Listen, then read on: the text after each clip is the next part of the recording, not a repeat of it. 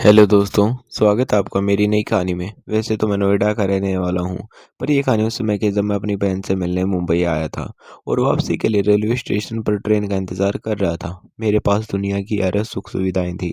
मैं चाहता तो प्लेन से भी सफ़र कर सकता था, मगर फिर भी मुझे ट्रेन से सफ़र करना ज़्यादा अच्छा लगता था और उसकी भी एक वजह थी। रेलवे स्टेशन पर आने में अभी थोड़ा समय बाकी था। मैं मुंबई के प्लेटफ़ॉर्म पर बैठा लोगों को भागते-दौड़ते देख रहा था। लोग धीरे-धीरे प्लेटफ़ॉर्म पर इकट्ठा हो रहे थे। आज भी टिकट लेने के लिए लोगों की लंबी लाइनें लगी हुई थी। कुछ यात्री टिकट लेकर धीरे-धीरे वेटिंग रूम की तरफ बढ़ रहे थे और जो पहले से वेटिंग रूम में बैठे थे, वो ट्रेन के इंतज़ार में टिकट को उलट-पलट कर देख रहे थे या अपनों से बातें करने में लगे हुए थे। मैं नोएडा लौटने के लिए एक छोटा-सा बैग लेकर प्लेटफ़ॉर्म पर बैठा था। उस बैग में मेरी ज़रूरत का सारा सामान था। एक किताब जो मेरी ज़िंदगी का सबसे इम्पोर्टेंट हिस्सा थी, 2 जोड़ी कपड़े, खाने के लिए कुछ नमकीन और भुनी हुई मूँगफली के लिए कुछ पैकेट्स। मैं मूँगफली का बहुत बड़ा शौकीन हूँ। हाँ, कुछ हद तक यह बात सही भी है, मगर उससे बढ़कर ये मेरे लिए एक बेहद ख़ास किसी अपने की यादें हैं। आज भी जब मैं मूँगफली के पैकेट्स देखता हूँ, तो मेरी आँखों के सामने वही चंचल सा मुस्कुराता चेहरा आ जाता है। वही चेहरा जिसे मैंने बरसों चाहा है और आज भी चाहता हूँ। उसकी मुस्कान मेरे लिए ज़िंदगी की उम्मीद बन गई है। कुछ बातें और कुछ बीते हुए पलों में ही ज़िंदगी को खूबसूरत बना देते हैं। हम 2 भाई-बहन थे। हमारे पिता का देहांत हो चुका था। पढ़ाई पूरी करने के बाद मैंने नौकरी के लिए कोशिश शुरू की, लेकिन अपने शहर में मुझे काम नहीं मिला, इसलिए नौकरी की तलाश में मैंने मुंबई जाने का फैसला किया। यह बात कई साल पहले की है। वह भी सर्दियों की एक बेहद खूबसूरत सुबह थी। लोग अपने शरीर पर 4 कपड़े लपेटे इधर-उधर भाग रहे थे और मैं उन्हीं में से एक था। लोग स्वेटर, दस्ताने, मोटे कोट, ऊनी टोपी और न जाने क्या-क्या पहनकर ठंड से बचने की कोशिश कर रहे थे, लेकिन मुझे ज़्यादा ठंड नहीं लगती थी। मैं अक्सर सोचता था कि लोग ठंड से इतना क्यों घबराते हैं। मुझे तो सर्दियाँ बहुत पसंद हैं। शायद सर्दियाँ प्यार करने वालों के लिए किसी त्योहार की तरह होती हैं। यही वह समय होता है जब दो लोग चुपचाप एक दूसरे के साथ ज़िंदगी बिताने के वादे कर लेते हैं और किसी को भनक तक नहीं लगती।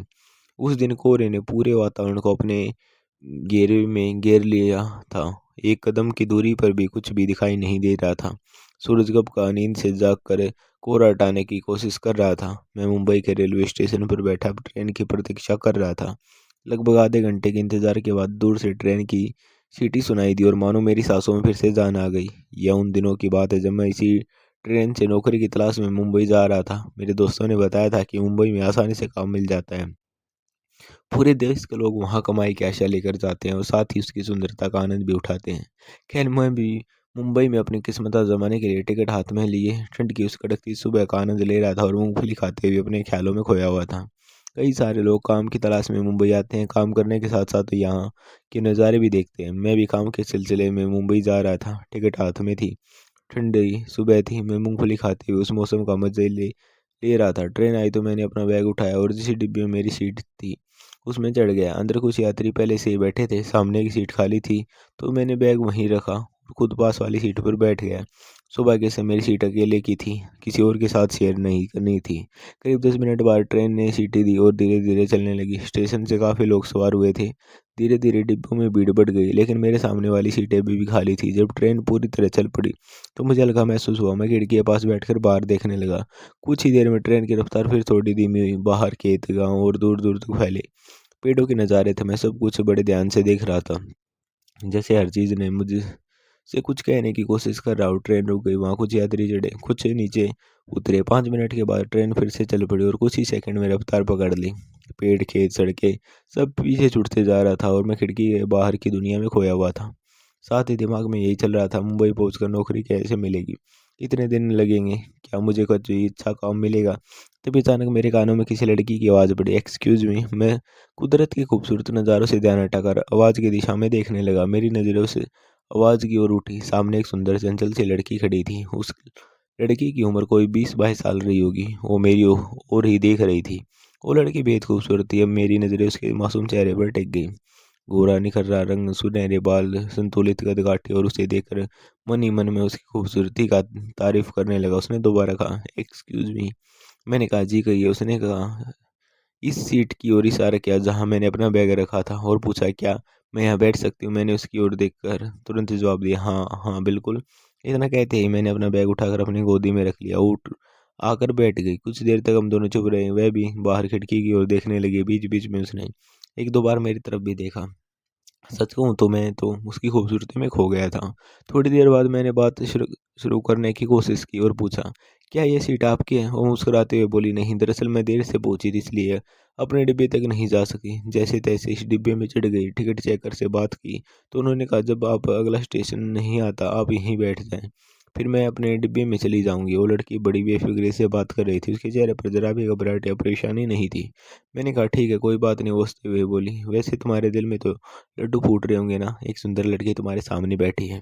वो इतनी बेफ़िक्री से बोल रही थी कि मैं हैरान रह गया। एक तो जवान लड़की अकेली सफ़र कर रही थी और ऊपर से इतना आत्मविश्वास, उसकी निडरता और खुलापन देखकर मैं सचमुच दंग रह गया। लेकिन मुझे इसका ये अंदाज़ बहुत अच्छा लगा। वो मुझे ज़िंदगी को खुलकर जीने वाली लड़की लगी। उसके चेहरे पर हर वक़्त एक मुस्कान थी और मैं उसी मुस्कान पर लुटा जा रहा था। मैं सोच में पड़ गया। दुनिया में ज़्यादातर लोग तो हर वक़्त किसी न किसी परेशानी का रोना रोते रहते हैं। किसी को नौकरी नहीं मिली, किसी को दौलत की कमी है, किसी को अपनों का धोखा, हर तरफ बस शिकायतें, शिकवे और दुःख की कहानियाँ। लेकिन यह लड़की अकेली सफ़र कर रही है। सामने एक अनजान आदमी बैठा है, फिर भी वह इतनी सहज बेपरवाह थी। वो तो जैसे किसी और ही दुनिया की थी, एक ऐसी दुनिया जहाँ दुःख का कोई नामो-निशान नहीं था। उसके चेहरे पर ज़रा भी कोई गम नहीं झलक रहा था, न कोई दुःख, न कोई गम। मैं सोच रहा था, आखिर वह कौन-सी दुनिया की रहने वाली है? अब वो अपने बैग से एक किताब निकाल कर उसको पढ़ने में व्यस्त हो गई। मैं अब भी नज़रें चुराकर उसे देख रहा था। थोड़ी देर बाद जब उसने किताब बंद की, तो मैंने फिर से बातचीत करने की सोची। उस वक़्त मैं मूँगफली खा रहा था, तो मैंने एक मुस्कुराते हुए कहा, "मूँगफली खाइए।" मैंने होठों पर हल्की-सी बनावटी मुस्कान सजाकर उसका ध्यान अपनी ओर खींचा और मूँगफली का पैकेट उसकी ओर बढ़ा दिया। वो कोई झिझकने या शर्माने वाली लड़की नहीं थी। उसने मना नहीं किया, बल्कि पूरा का पूरा पैकेट ही ले लिया। मैंने अपने बैग से दूसरा पैकेट निकाला और फिर हम दोनों इधर-उधर की बातें करने लगे। मैंने उससे पूछा, "आपको कहाँ जाना है?" उसने मुस्कुराकर जवाब देने के बजाय सवाल किया। वो हँसते हुए बोली, "मैं तो दुनिया देखने निकली हूँ, असली मंजिल तो कहीं और है।" उसका यह जवाब मुझे अच्छा लगा। मैंने कहा, "मेरा मतलब था कि आप कहाँ जा रही हैं?" उसने मूँगफली चबाते हुए जवाब दिया, "मुंबई।" मैंने हँसकर कहा, "फिर तो सफ़र मज़ेदार रहेगा।" उसने हल्के से मुस्कुराते हुए कहा, "ये तो आपकी किस्मत है।" फिर बोली, "वैसे आप कहाँ जा रहे हैं?" मैंने जवाब दिया, "मैं भी मुंबई जा रहा हूँ।" वो बोली, "बहुत अच्छा। क्या आप वहाँ कोई काम करते हैं?" मैंने कहा, "नहीं, नौकरी की तलाश में ही जा रहा हूँ। सुना है कि मुंबई में काम आसानी से मिल जाता है।" मैंने विस्तार से अपनी बात बताई। उसने गहरी साँस ली और कहा, "ओह! इसलिए आप मुंबई जा रहे हैं?" मैंने उससे पूछा, "मुंबई क्यों जा रही हैं?" उसने कहा, "मेरे घर मुंबई में ही है। मैं वहीं की रहने वाली हूँ। यहाँ मैं अपने मामा के पास आई थी। मेरे एक ही मामा हैं। बेचारे बीमार रहते हैं। मैंने कई बार कहा कि मेरे साथ मुंबई चलो, वहाँ आपका अच्छे से इलाज कराऊँगी। लेकिन वो मानते ही नहीं। फिर थोड़ी देर सोचकर वो बोली, "कभी-कभी रिश्तों को बीस देनी चाहिए। सारी उम्र पैसों के पीछे भागते रहना ठीक नहीं होता।" उसने ट्रेन की छत की ओर देखते हुए यह बात कही थी। फिर मुस्कुराकर बोली, "मैं बिज़नेस से जुड़ी लड़की हूँ। अपने पापा का बिज़नेस मैं ही सँभाल रही हूँ। जब मैं 17 साल की थी तभी से मैं इसमें लगी हूँ। अब तो इसे सँभालते-सँभालते 5 साल हो गए हैं।" फिर उसका चेहरा थोड़ा गंभीर हुआ। "मेरे मम्मी-पापा कुछ साल पहले ही कार एक्सीडेंट में चल बसे। मुझे अकेला छोड़ गए। पापा का बहुत बड़ा बिज़नेस था और मैं उनकी इकलौती संतान हूँ। एक भाई भी था जो बचपन में ही चल बसा। माता-पिता की मृत्यु भी शायद ईश्वर की ओर से एक परीक्षा ही थी। कोई कारण मैंने धीरे-धीरे जीना सीख लिया और अब तो अकेले सब कुछ कर लेती हूँ। अब तो मैं इतनी निडर हो गई हूँ कि अच्छों को सीधा कर देती हूँ। मेरे पापा ने मुझे बहुत प्यार किया है। मैं उनके साथ अक्सर उनके ऑफिस जाती थी, अलग-अलग दौरों में भी साथ होती। उनकी मृत्यु के बाद मैंने पढ़ाई के साथ-साथ बिज़नेस के बारे में भी सीखना शुरू कर दिया। अब मैंने एमबीए कर लिया है और पापा का बिज़नेस भी सँभाल रही हूँ। भगवान का लाख-लाख शुक्र है कि एक सुखद जीवन जी रही हूँ। उसकी बातें सुनकर मुझे लगा शायद वह मुझे बेवकूफ़ बना रही है और मेरे सामने बड़ी-बड़ी बातें कर रही है, और खैर हमारी बातें चलती रहीं। उसने आगे बताया कि उसके पापा उसकी शादी अपने रिश्तेदारों से बाहर करना चाहते थे। लेकिन पापा को और अब उसे भी अब तक ऐसा कोई समझदार और स्वभाव में मेल खाने वाला लड़का नहीं मिला। कई लड़के उसकी ओर आकर्षित भी हुए, मगर उनमें लालच भरा था। उनकी नज़र उसकी संपत्ति, बैंक बैलेंस और गाड़ियों पर ज़्यादा होती थी। सच तो यह है कि किसी की आंखों में सच्चाई नहीं झलकती थी। उसे कोई ऐसा सच्चा दिल वाला इंसान नहीं मिला जो उसकी तरह सोचता हो। जो भी मिला कठोर स्वभाव और लालची निकला, जबकि उसे तो ऐसा साथी चाहिए कि जो ईमानदार और सच्चा हो। जब उसके माता-पिता गुज़र गए, तो उसने अपना पूरा ध्यान बिज़नेस में लगा दिया। अब वह बहुत खुश है क्योंकि वह अपने लिए जीती है। उसका मानना है कि दुखों और परेशानियों को सिर पर लाद कर जीवन से कुछ हासिल नहीं होता। 4 दिन की ज़िंदगी हर इंसान को मुस्कुराकर बितानी चाहिए। इसी सोच के कारण वह हमेशा हँसती रहती है, मुस्कुराती रहती है। जब वह बिज़नेस के काम में से थक जाती है, तो कभी गार्डन में, कभी गाँव में घूमने निकल जाती है। वहाँ गरीबों से मिलकर उनके बच्चों से प्यारी-प्यारी बातें करके जो सुकून उसे मिलता है वह शब्दों में नहीं बता सकती। वह यही सोचती है कि खुद को दुखों को घर बनाकर आखिर मिलता ही क्या है? यही उसका जीवन है। फिर उसने अचानक मुझसे बड़ी सहजता से पूछा। अब तक उसने मेरा नाम भी नहीं पूछा था। पहले तो वह आप कहती थी और अब सीधे तुम पर आ गई थी। वैसे नाम तो मैंने भी उससे पूछने की हिम्मत नहीं की, लेकिन मेरे दिल में उस समय एक मीठा संगीत था बजने लगा। जब वह बोलती और मुस्कुराती तो बहुत अच्छी लगती थी। मैंने उसे बताया कि मैं गरीब बाप का बेटा हूँ, मुझे गरीबी विरासत में मिली है। मेरी एक माँ है जिन्होंने मेहनत करके मुझे पाला पोसा और फिर पढ़ाया। अब वह अक्सर बीमार रहने लगी है। मैं नौकरी की तलाश में इधर उधर भटक रहा हूँ। पिताजी को गुजरे लंबा समय हो गया।